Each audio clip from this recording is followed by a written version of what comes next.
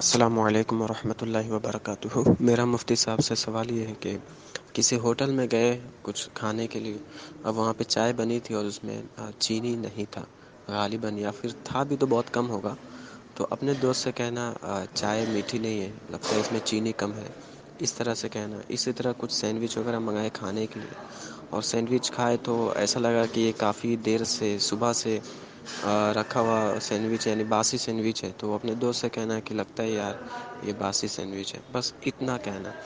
اور تو یہ کیا غیبت میں داخل ہے اپنے دوست سے؟ اور حقارت کی نیت نہ ہو، بس ایسے ہی ٹیسٹ پر بات کرنے کی نیت سے سامنے والا اپنے دوست کو اس طرح کی باتیں کہیں تو کیا یہ غیبت ہے؟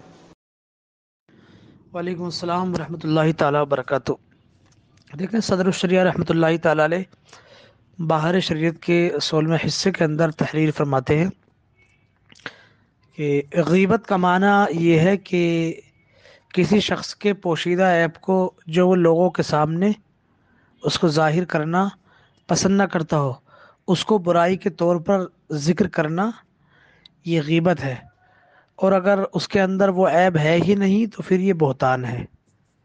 تو اس صورت میں یہ چائے اور سینڈوچ وغیرہ کے ٹیسٹ کرنے کے بعد یہ تذکرہ ہے آپس میں، ہاں، تو یہ غیبت نہیں ہے اور نہ ہی یہ بدگمانی ہے۔ جیسے کوئی شخص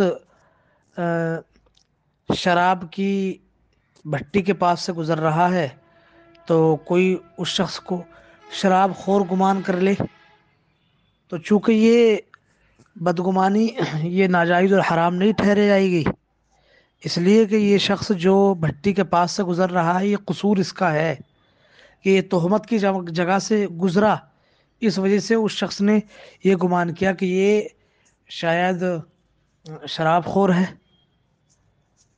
تو ایسے ہی اگر سینڈوچ کافی ٹائم سے رکھا ہے تو آپ نے یہ گمان کیا کہ شاید یہ باسی تو نہیں ہے، اور چائے میں واقعی میں چینی کم ہوگی، تب آپ کا یہ گمان ہوا، تو یہ گمان تو ہے۔ اور بہتر ہے کہ سراۃ الجنان فی تفسیر القرآن میں لکھا ہے کہ اس طریقے کی جو ہے گمان کرنے سے بچا جائے تو یہ بہتر ہے۔ لیکن جو بدگمانی جس کو کہتے ہیں تو اس کو بدگمانی نہیں کہیں گے کہ جو حرام ہو، ہاں، جیسے میں نے آپ کو مثالوں کے ذریعے سے سمجھایا، اور نہ ہی یہ غیبت ہے۔ بہتر ہے کہ ہاں اس طریقے سے بچا جائے، یا اس سے بعد میں تحقیق کر لی جائے کہ یہ باسی تو نہیں تھا یا کیا معاملہ ہے۔ اللہ تعالیٰ عالم بالصواب۔